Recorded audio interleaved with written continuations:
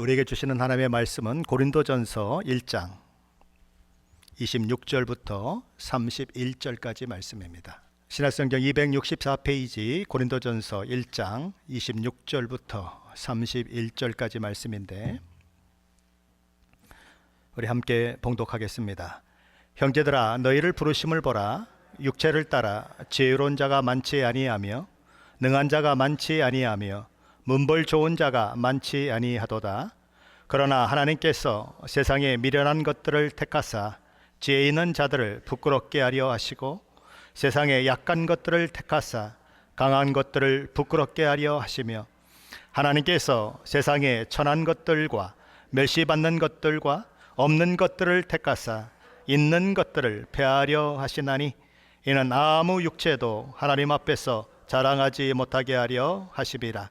너희는 하나님으로부터 나서 그리스도 예수 안에 있고 예수는 하나님으로부터 나와서 우리에게 지혜와 의로움과 거룩함과 구원함이 되셨으니 기록된 바 자랑하는 자는 주 안에서 자랑하라 함과 같게 하려 함이라. 아멘. 우리는 지난 시간에 스스로 지혜 있다고 생각하는 사람들, 스스로 선비, 선생이라고 생각하는 사람들, 그리고 스스로 총명한 자라고 생각하는 세 종류의 사람들을 살펴보았습니다. 세상적으로 보면 이들은 모든 자랑거리가 넘치는 사람들입니다. 하지만 그런 그들이 하나님의 지혜를 발견하는 데 실패한 반면 세상에서는 아무것도 아닌 것 같은 사람들, 세상의 사람들에게 무시당하기 쉬운 사람들이 오히려 하나님의 지혜인 십자가의 메시지에 귀를 기울이고 마음을 열고 반응하여 그 지혜의 열매를 거두게 되었다라는 것입니다. 왜 그렇게 되었는가? 스스로 지혜 있다고 생각하고 총명하다고 생각하는 사람들은 십자가의 메시지를 어리석은 것이다 라고 생각하고 거부했기 때문이고, 또한 스스로 하나님의 백성들이고 아주 종교적이고 율법의 선생이라고 하는 그런 사람들은 십자가의 메시지를 거리끼는 것으로 생각하고 거부했기 때문입니다. 하나님의 어리석음이 사람의 지혜보다 훨씬 더, 그렇죠? 훨씬이라고 얘기하기보다는 비교가 안 되죠. 하나님의 약한 것이 사람의 그 강함보다 얼마나 더 강한지 상상할 수도 없죠. 하지만 사람들은 자신이 더 하나님보다 지혜롭다고 생각하는 것이죠. 자신이 더 하나님보다 더 강하다고 생각하는 것입니다. 그래서 하나님의 지혜의 산물인 십자가를 그들에게 소개하고 그 십자가를 통해서 하나님이 우리를 구원하시기를 기뻐하셨는데도 불구하고 아니다라고 생각하는 것입니다. 그게 아니다라고 생각하는 것이죠. 그런 일들은 지금도 일어납니다. 사람들은 그저 잔인한 사형틀에 불과한 십자가에 달린 예수가 그런 구원을 만들어낸다는 것 말도 안 된다, 그렇게 얘기합니다. 어떤 분들은 십자가의 메시지는 그저 허구일 뿐이다 생각하는 분들도 있습니다.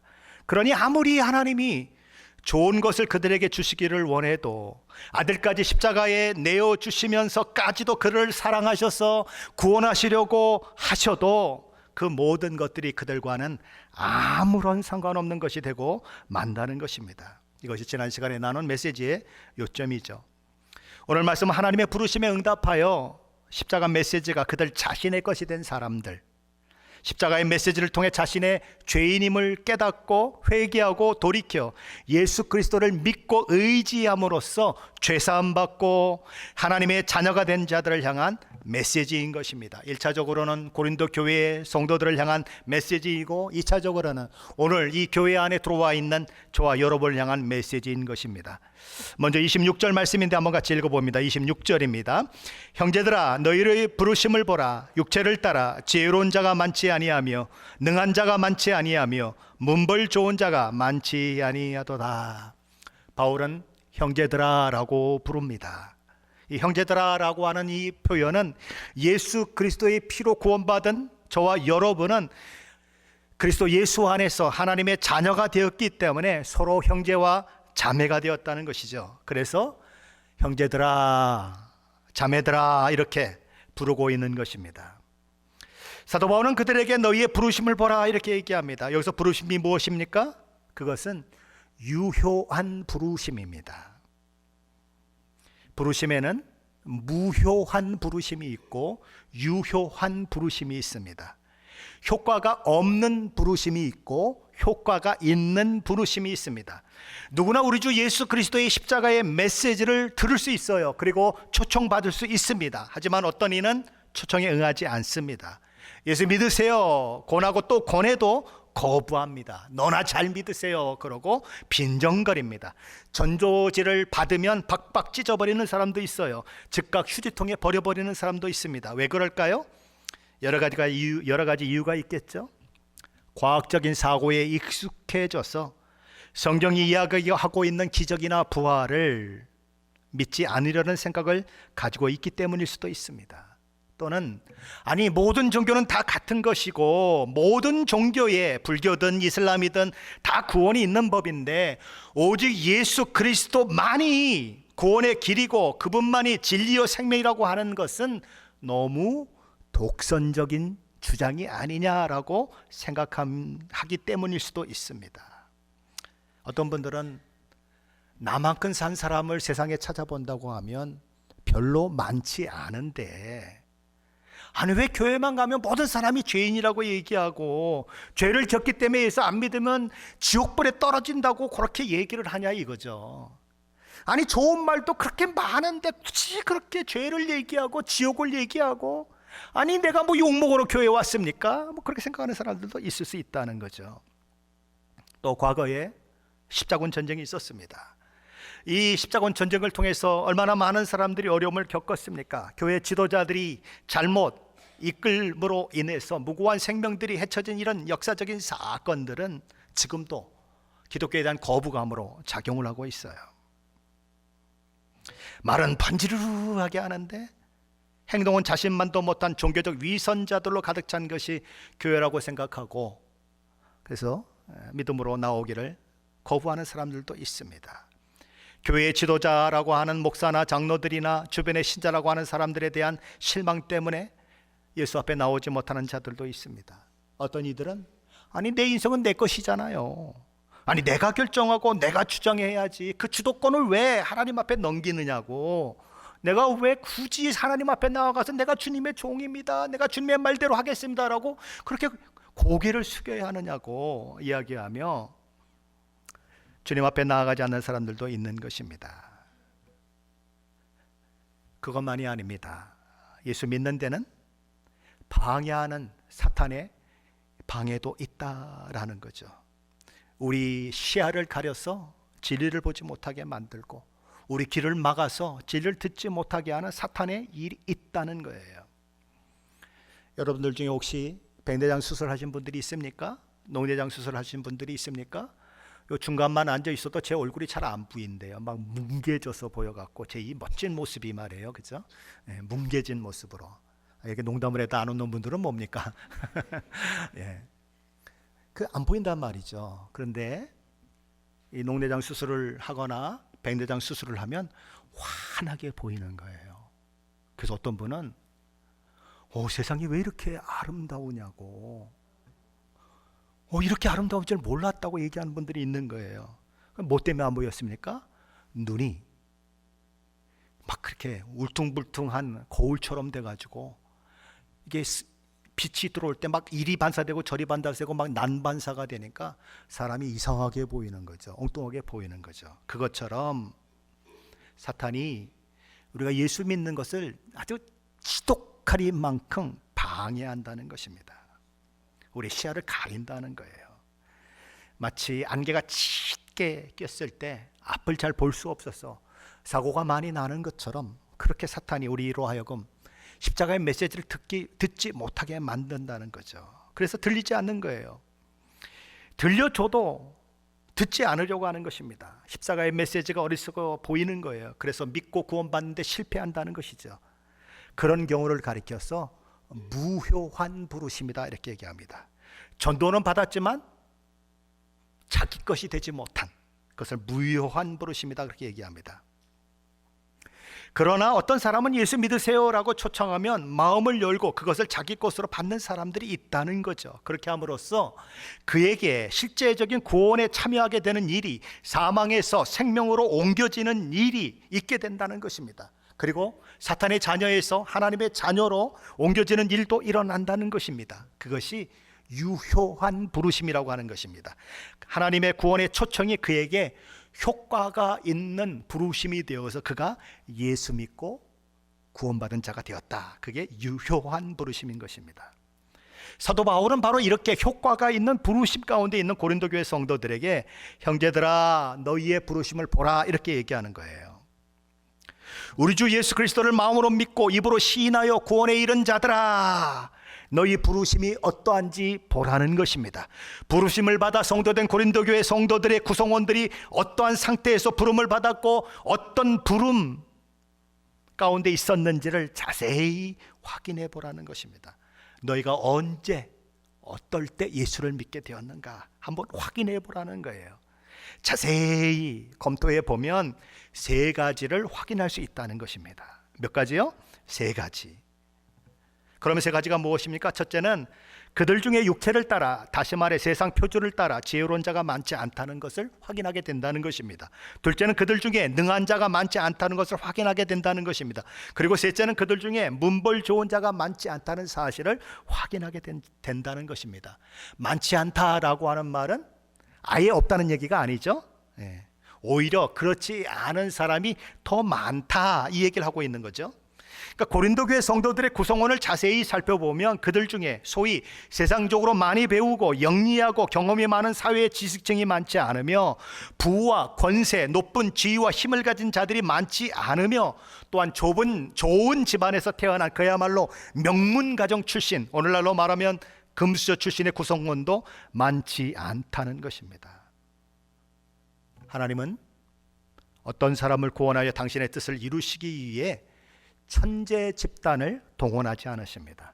억만장자나 유명한 운동선수나 인기 높은 연예인이나 유명한 정치인도 찾지 않으십니다. 물론 그런 사람들도 구원의 문이 열려 있는 것은 확실한 사실이지만 그들도 구원을 얻으려면 동일한 믿음의 근거에서만 구원을 얻을 수 있다라는 거죠. 그런데 이런 세상적인 똑똑함, 능력 있고 집안 좋은 사람들보다 오히려 평범하고 아무것도 아닌 사람들이 더 많이 구원의 문을 통과해 들어가는 이유는 뭐냐는 거예요. 그러니까 세상적 똑똑함이, 능력이, 그리고 좋은 집안 배경이 자기를 낮추는데 실패하게 만들고 겸손히 주님의 십자가를 붙드는데 방해 요인이 됨으로써 결국은 예수를 믿지 않는 일들이 일어나더라라는 거죠. 가진 게 많아서, 의지할 게 많아서 주님을 안 찾아도 되는 사람들이 예수 믿기는 어려운 것입니다. 그냥 사는 게 너무 힘들고 혼자 힘으로 도무지 살아갈 힘이 없고 그래서 뭔가를 찾아야 하고 누군가 도움을 줘야만 자기가 살아갈 수 있는 사람은 쉽게 하나님을 향해 문을 여는 거예요. 그런 면에서 부자이기 때문에 예수를 안 믿는 사람들은 불쌍한 사람들입니다. 불행한 사람들입니다. 그런 의미에서 엄청난 권력을 가지고 있는데 예수 안 믿는 사람들은 정말 불쌍한 사람입니다. 그 권력이 없었다면, 차라리 그 부자됨이 없었다면 마음이 가난해져서 하나님 앞에 나올 수 있었을 텐데 그게 아니니까 하나님도 만나지 못하고 예수님도 만나지 못하고 어리석은 것이죠. 천국은 마음이 가난한 자의 것이에요. 우리 주님은 마음이 가난한 자는 복이 있나니 천국이 저희 것이며 라고 말씀하셨습니다. 그리고 우리 주님은 마태복음 11장 25절 26절에서 이렇게 공개적으로 기도한 적이 있어요. 옆에 사람들이 듣도록 이렇게 기도하셨습니다. 천지의 주제이신 아버지여, 이것을 지혜롭고 슬기 있는 자들에게는 숨기시고 어린 아이들에게는 나타내심을 감사하나이다. 옳소이다. 이렇게 된 것이 아버지의 뜻이니이다. 아주 신기하다는 거예요. 지혜로운 자들이 있고 슬기로운 자들이 있는데 그들은 마치 숨겨진 것처럼 십자가의 복음을, 십자가의 메시지를 확인하지 못하더라라는 거죠. 그런데 어린아이 같이 바보 같고 그런 아이들은 그걸 쉽게 찾더라는 거죠. 어린아이는 어떤 아이들입니까? 그냥 막 슈퍼맨이 이렇게 이 만화 영화로 막 나올 때는 지가 망토 들으면 지가 슈퍼맨인 줄 알아. 그래갖고 5m 높이에서 막 떨어져. 그래갖고 다리 부러져가지고 병원 가고, 이게 어린아이예요. 단순하게 믿는 겁니다. 그렇죠? 단순하게 믿는 거예요. 근데 막 이것저것 막 복잡하게 막 가지고 있으면 단순하게 이게 믿는 게 안 되는 거예요. 그래서 지혜도 있고 슬기도 있는데 예수 안 믿는 거예요. 자기 생각에 사로잡혀서 십자가의 메시지를 거부하는 거죠. 그런데 자기 성취도 없고 자기 능력도 없고 엄청난 백그라운드도 없는 그런 사람들은 그들보다는 훨씬 쉽게 훨씬 많이 하나님이 주신 지혜의 십자가를 메시지를 듣고 반응하게 되더라라는 것입니다. 그래서 천국이 저희 것이 되는 복을 누리게 되더라 그런 거죠. 왜 그렇습니까? 그가 가진 연약함이, 그가 가진 부족함이 그의 마음을 겸손하게 만들어서 복음을 받아들이기에 부드러운 마음을 갖게 만들었기 때문입니다. 물론 가난하다고 별 볼 일 없다고 다 예수 믿는 거 아니에요. 그러나 그 마음이 낮아진 사람들이 예수 복음을 듣는 일에 더 많이 반응하더라는 거예요. 우리 조국을 한번 보세요. 어떤 사람들이 예수 믿었는가 한번 보세요. 다 힘든 사람들이 예수 믿었어요. 어렵고 그냥 처진 사람들이 다 예수 믿었어요. 왜냐하면 그분을 의지하지 않고는 살 수 있는 방법이 없기 때문에 그냥 교회 와서 울고 하나님 살려주세요 그러고 기도하고 그랬다고요. 근데 이제 살만해졌어요. 하나님 없어도 살만해요. 돈도 있을 만큼 있고 평생 쓸 만큼 모아놨어요. 꼬박꼬박 돈은 그냥 통장에 들어와요. 걱정할 게 없어요. 하나님이 안 도와주셔도 별로 사는데 지장이 없어요. 우린 그걸 가지고 복이라고 생각해요. 그렇죠? 일 안 하고 먹는 복, 얼마나 좋을까 그런 생각을 해요. 그리고 그런 사람들은 굉장히 부러워해요. 하지만 그게 복이 아닐 수 있다는 거죠. 하나님을 향한 마음을 여는 것을 막는 역할을 하고 있다면 그건 복이 아니라 저주라는 거예요. 그렇다면 누가 더 지혜로운 사람일까요? 단순하게 배우지 못하고 재능이 없고 어설프지만 예수 그리스도를 구주로 믿는 자신의 주님을 신실하고 겸손하게 따르는 신자가 복음을 비웃는 위대한 철학자보다 지식이 넘치는 박박사보다 무한히 지혜롭다는 거죠. 왜냐하면 그들에게는 하나님의 지혜가 부어지기 때문에 그래요. 예수 믿는 신자는 세상이 어떻게 창조되었는지를 압니다.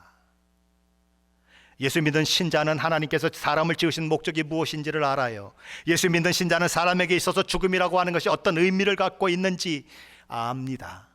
영혼을 바라보는 눈을 가지고 있습니다. 예수 믿는 신자는 세상 만물을 통치하시고 다스리시는 하나님을 알고 있을 뿐만 아니라 그분이 자신에게 베푸신 사랑이 무엇인지를 알고 있습니다.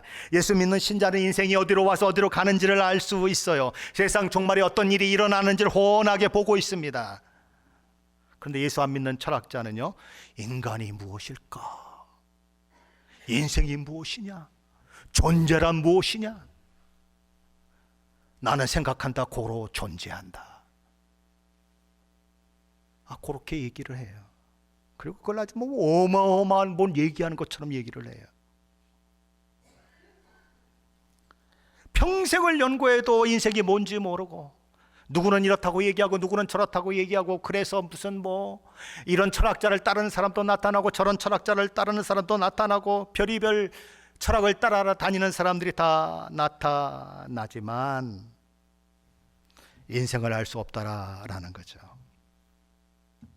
그런데 난도 없고 기억자도 모르는 할머니 할아버지, 예수 믿는 할머니 할아버지는 이 모든 것을 다 꿰뚫어 알더라라는 거예요. 모든 철학자들이 묻고 있는 질문의 해답을 다 가지고 있더라라는 거죠. 그러니 누가 참 지혜자냐라는 거예요. 누가 진짜 지혜자냐. 낮은 곳에 이슬이 내리고 낮은 곳으로 물이 흘러가는 법입니다. 하나님은 낮은 마음을 가진 사람에게 은혜를 베푸십니다. 하나님은 낮은 자의 심령을 성령의 담비로 적셔 주십니다.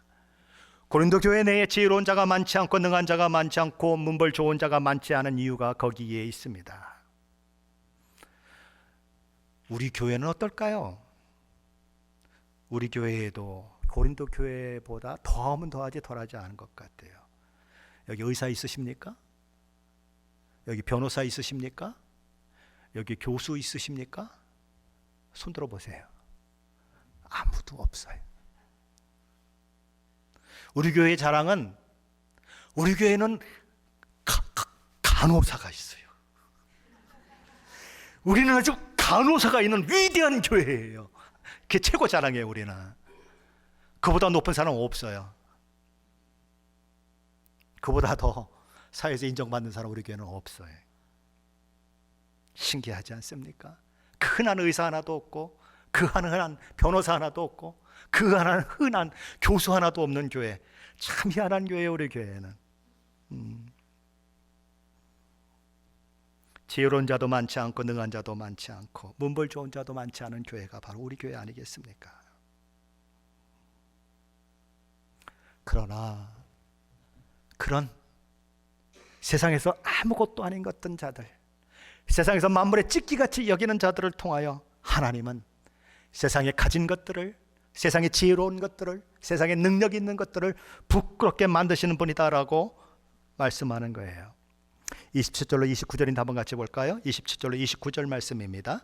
그러나 하나님께서 세상에 미련한 것들을 택하사 지혜 있는 자들을 부끄럽게 하려 하시고, 세상에 악한 것들을 택하사 강한 것들을 부끄럽게 하려 하시며, 하나님께서 세상에 천한 것들과 멸시받는 것들과 없는 것들을 택하사 있는 것들을 폐하려 하시나니, 이는 아무 육체도 하나님 앞에서 자랑하지 못하게 하려 하심이라. 하나님은 지혜 있는 자를 택한 것이 아니라 세상에 미련한 것들을 택했다고 말씀하십니다. 하나님은 세상에 강한 것들을 택한 것이 아니라 약한 것들을 택했다고 말씀하십니다. 하나님은 세상에서 존귀와 영광, 명예와 부, 권력과 힘을 가진 자들을 택한 것이 아니라 세상에서 천한 것들과 멸시받는 것들을 택하셨다라고 말씀합니다. 그러다 보니 교회엔 세상적으로 볼 때 별 볼 일 없는 사람들로 넘쳐나더라라는 거죠. 아무리 눈을 씻고 봐도 별 볼 일 없는 사람들만 모인 것이 교회. 그래서 교회를 보면 아이고 참 별꼬라지들 다 모였다 이렇게 보는 세상 사람들이 있는 것입니다. 제가 한국에서 주일학교 부장할 때에 그 선생님을 하는 집사님 중에 남편이 이 충주시 공무원, 높은 공무원인 분이 한 분 있으셨어요. 그분이 신방을 했더니 이런 얘기를 하더라고요.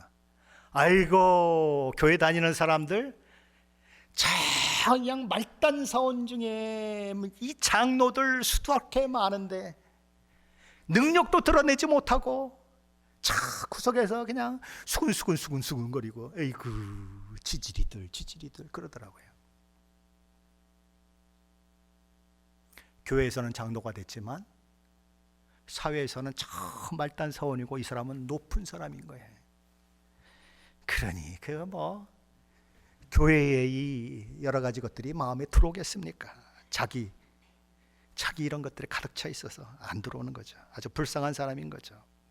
근데 로마 제국 내에서 이 헬라 철학을 했던 사람도 그런 생각을 했다는 거예요.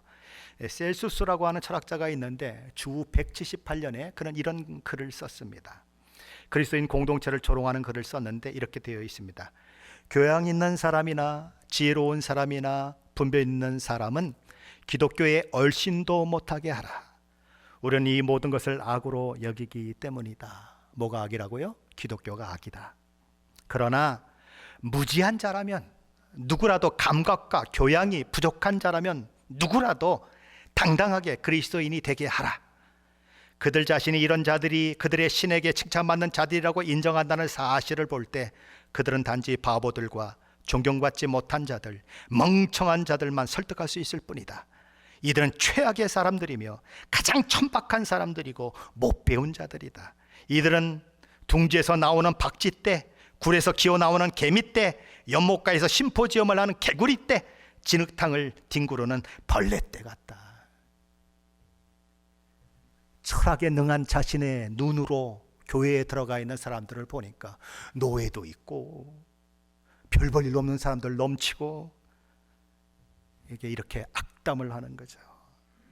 벌레다, 개굴개굴하는 개구리다,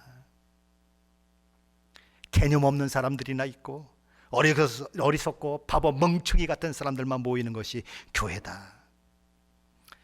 이 철학자만 그렇게 생각하신 것이 아니라 그 시대 사람들도 그렇게 생각을 했다는 것입니다. 하지만 그것은 그들의 생각일 뿐 실제는 어떤 반전이 일어나는가, 세상이 미련하다고 생각하는 자들이, 세상이 가장 힘이 없는 나약한 자들이라고 하는 자들이, 그리고 세상이 하잘 것 없는 자라고 멸시하고 경멸하며 벌레처럼 여겼던 자들이 십자가의 메시지를 듣고 믿고 받아들임으로 말미암아 하나님의 자녀가 되고 사망에서 생명으로 옮겨진 바 되고 하나님이 주시는 모든 복과 은혜를 누리는 자들이 되고 영생을 소유한 자들이 되고 지옥의 형벌에서 벗어나 천국의 삶과 상을 상속받는 자들이 되고 세상의 지혜자들을, 세상의 강한 자들을, 세상의 능한 자들을 다 부끄럽게 만드는 자들이 되었다라는 거죠.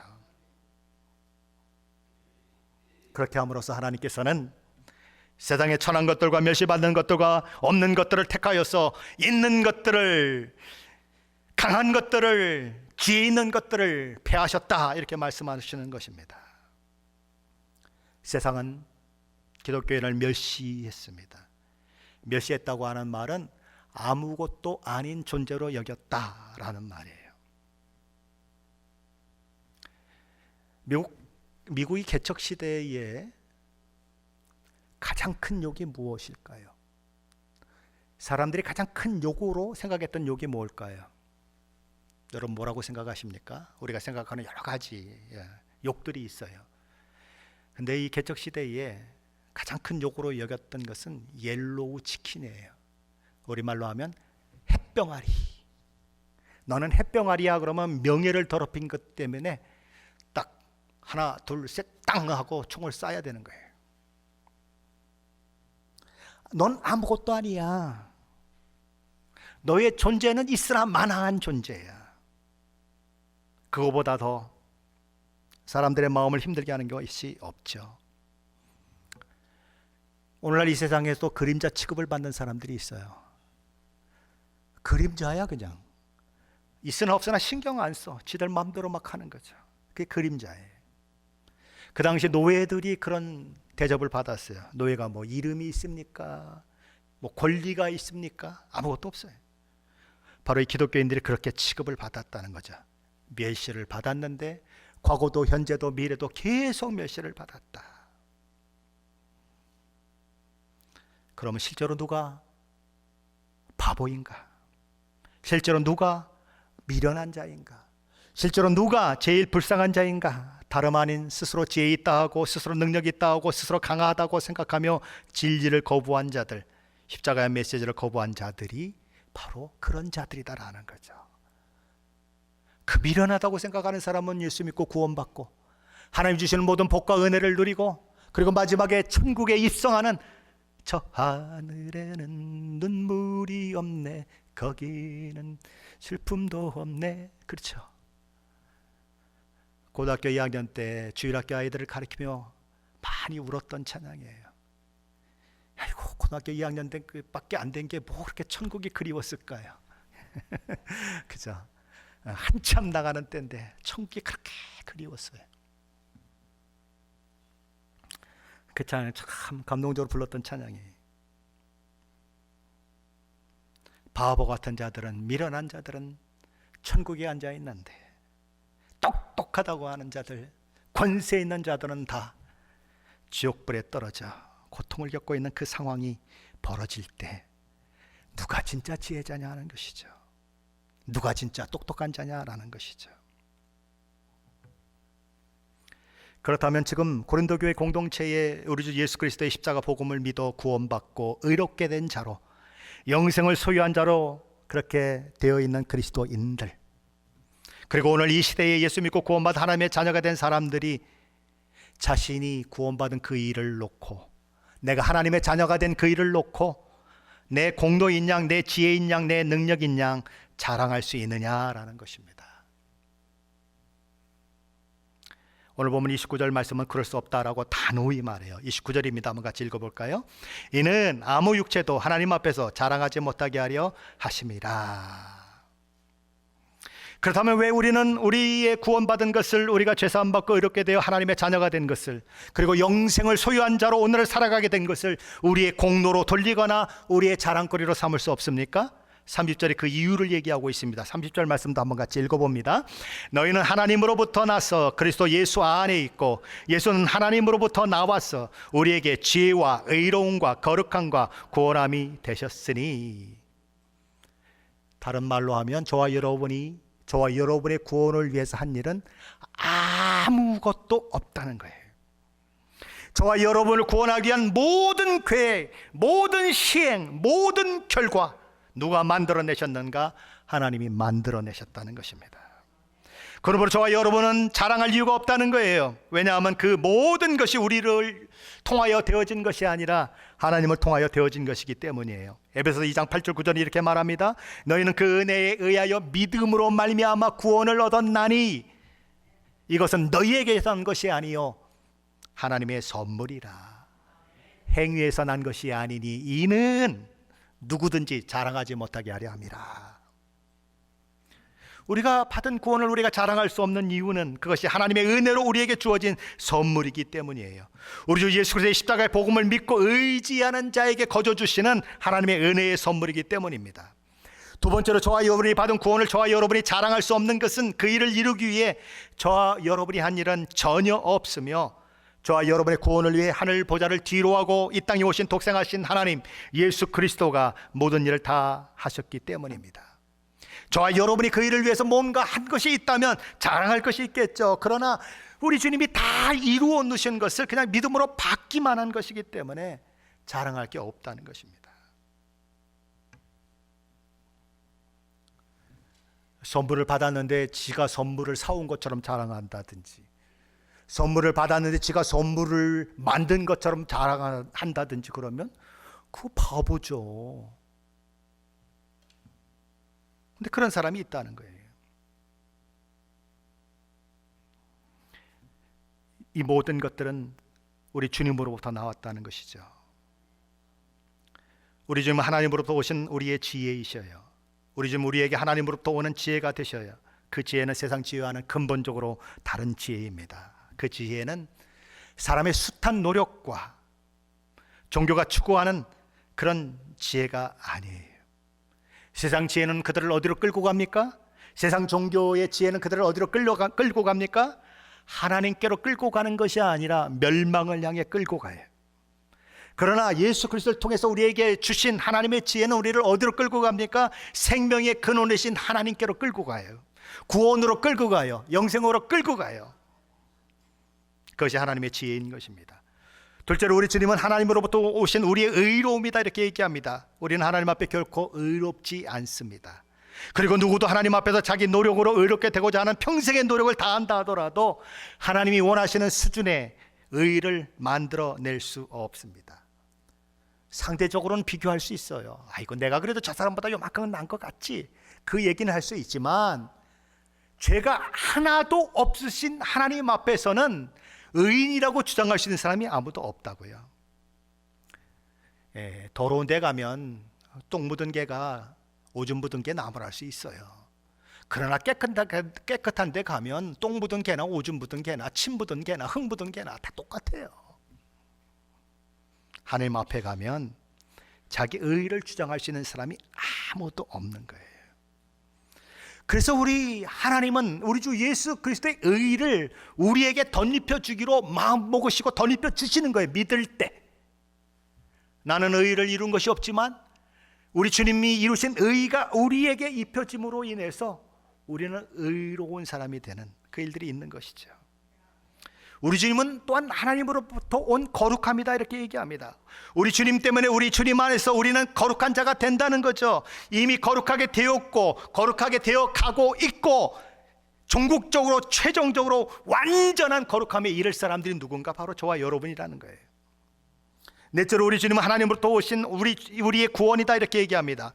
우리가 구원받은 것은 우리 주님의 십자가에서 우리 죄를 대속하기 위해 대신 피 흘려 죽으신 그 일 때문에 일어나는 일이다. 모든 것이 우리 주님 안에서 이루어진 일이고 하나님께서 우리 주님 안에서 이루어진 그 모든 것을 믿음으로 받아들이는 자의 것이 되게 하셨다는 거죠. 그러니 우리는 우리 자신을 자랑할 수 없는 존재들이다. 그러면 우리는 뭘 자랑해야 하느냐 하는 거예요. 31절입니다. 같이 봅니다. 기록된 바 자랑하는 자는 주 안에서 자랑하라 함과 같게 하려 함이라. 우리에게는 나를 자랑할 수 있는 것이 아무것도 없다는 것입니다. 그럼에도 불구하고 내가 자랑할 수 있는 것이 하나 있는데, 그게 뭐냐? 오늘 나를 나되게 하신 우리 주님을 자랑할 수 있다라는 거죠. 오늘 나를 구원하시고 하나님의 자녀가 되신 그분을 자랑할 수 있다는 거예요. 사도 바울은 갈라디아서 6장 14절에서 내게는 우리 주 예수 그리스도의 십자가 외에는 결코 자랑할 것이 없으니라고 고백했습니다.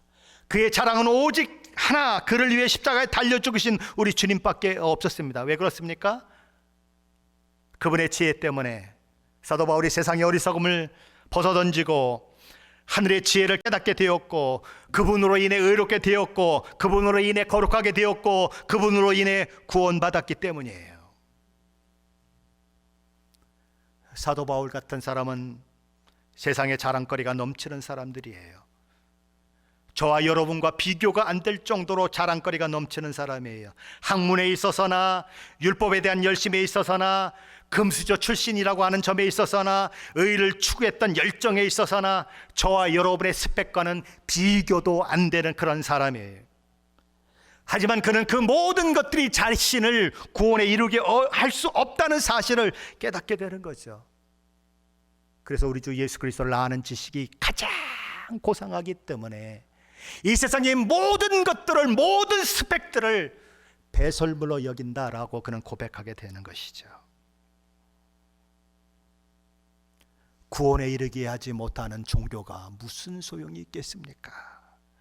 구원에 이르게 하지 못하는 열심이 무슨 소용이 있겠습니까? 평생 열심을 부려봐야, 평생 돌을 바꿔봐야, 평생 금식하며 지내봐야 구원이 아니라 멸망으로 이끈다면 왜 그 어리석은 짓을 해야 합니까? 사도 바울은 열심히 있었던 사람이죠. 그러나 그것으로는 구원을 얻을 수 없다는 사실을 알게 되고 예수를 믿고 자신이 만난 예수, 자신을 구원한 예수, 그분에게 그의 삶을 드리게 되는 거죠. 그래서 그는 외치는 거죠. 나는 오직 우리 주 예수 그리스도의 십자가만 자랑한다고 외치고 또 외치는 것입니다. 그분이 나를 구원하신 그 기쁨이, 그 감격이 너무 커서 목이 메이지만 그럼에도 불구하고 목이 터져라 외치는 거죠. 뭐라고 외칩니까? 세상이 뭐라고 해도 상관이 없다. 세상이 미쳤다고 해도 상관이 없다. 어리석다고 해도, 바보 같다고 해도 나는 상관이 없다. 내가 만난 예수, 나를 구원한 예수, 나의 생명이 되시는 그분밖에는 내게 없다. 나는 예수가 전부다. 난 죽어도 예수를 위해 죽을 것이고 난 살아도 예수를 위해 죽을 것이다. 예수는 나의 삶의 이유요 나의 목적이다라고 그는 외쳤던 거예요. 그리고 그 예수를 위해 그의 삶을 던지는 사람이 되었던 거죠. 그 예수를 위해 그의 잘나가는 창창한 모든 것들을, 모든 미래에 보장된 것들을 다 포기하는 거예요. 왜냐하면 예수, 그분이 사도 바울의 이유가, 삶의 목적이 되었기 때문이에요. 사랑하는 성도 여러분, 예수가 여러분의 마음 가운데 있으십니까? 예수가 나의 구주이심을 믿고 계십니까? 저는 오늘 새벽에 꿈을 하나 꿨어요. 어디서 아기가 신랄 같은 목소리로 우는 소리가 들렸어요. 그래서 가봤더니 E.T. 영화에서 보는 그 모습을 하는 아기가 누워서 울음도 제대로 못 울고 우는 그런 모습으로 있었어요. 저는 그 아이를 받아들였어요. 가슴에 안았어요. 근데 얼마나 미안한지, 내가 너의 울음소리를 듣지 못하고 이렇게까지 굶겼구나. 네가 이렇게 배고파가지고 울었는데 네가 이 꼴이 되도록 내가 듣지 못하고 내가 너를 굶겼구나.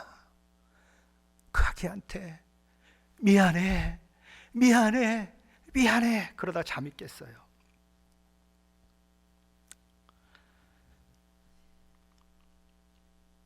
주님, 내가 목사인데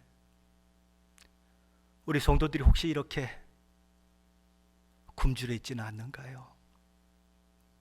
죽어가고 있지는 않는가요? 내가 목사인데 예수 만나지 못해서 죽어가고 있는데도 못 본 척하고 못 듣고 있지는 않는가요? 가슴이 답답해져서 잠이 오질 않았어요. 그래서 새벽 4시에 일어났어요. 여러분이 여러분 자신의 모습을 볼 수만 있다면, 여러분이 여러분 자신의 영적인 상황을 볼 수만 있다면 얼마나 좋을까요?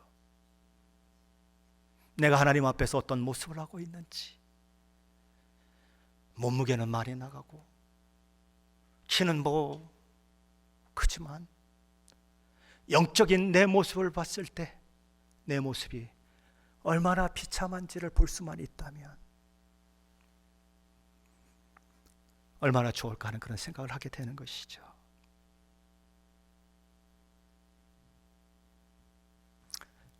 하나님의 말씀이 영혼의 양식이라고 했습니다. 하나님의 말씀이 들리는데도 들리지 않으면, 하나님의 말씀이 달콤한 꿀처럼 들리지 않는다면, 하나님의 말씀이 어린아이가 먹는 젖처럼 그렇게 맛있게 느껴지지 않는다면, 여러분은 어쩌면 피골이 상접한 어린아이, 우는 소리조차도 제대로 못 내는 제가 꿈속에서 본 그 어린아이 같이 영양실조에 걸려있는 그런 영적인 모습 가운데 있는지 몰라요.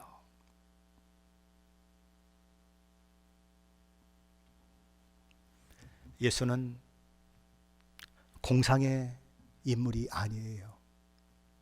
실존의 인물이에요. 역사 속에 오신 분이에요.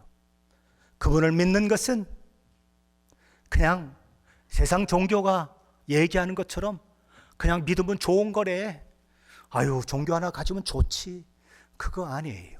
사느냐 죽느냐가 결정돼요. 영생이냐 멸망이냐가 결정돼요. 그러니 저와 여러분의 마음에 채워진 세상의 것들, 세상의 생각들, 하나님의 말씀을 받아들이지 못하게 만드는 것들, 교만한 것들, 더러운 것들 다 내려놓고 겸손히 주님의 말씀에 귀를 기울이고 예수 앞에 서야 하는 거예요. 그런 자는 세상에 지혜 있는 자들을, 능력 있는 자들을, 세상에 똑똑한 자들을 오히려 미련한 자로 만드는 그런 놀라운 은혜를 경험하게 될 것입니다. 사랑하는 성도 여러분, 이미 예수가 그 마음 가운데 있으십니까? 여러분의 마음 가운데 있으십니까? 그렇다면 여러분의 영혼을 살찌게 하십시오. 여러분의 영혼이 굶주리게 하지 마시고 살찌게 하십시오. 말씀으로 충만하게 하시고, 말씀이 여러분의 삶을, 여러분의 언어를, 여러분의 행동을 주장하게 해주세요. 말씀 따로 삶이 따로가 아니라, 말씀 따로 말 따로가 아니라, 말씀이 내 속에 들어와서 음식이 내 속에 들어오면 피가 되고 살이 되는 것처럼, 말씀이 내 속에 들어와 영을 살찌게 하고 영에게 영양을 공급하고 영이 든든해져서 하나님의 말씀으로 인한 기쁨과 은혜 받아 누리시는 일들이 있으시기를 예수 그리스도의 이름으로 간절히 축원합니다.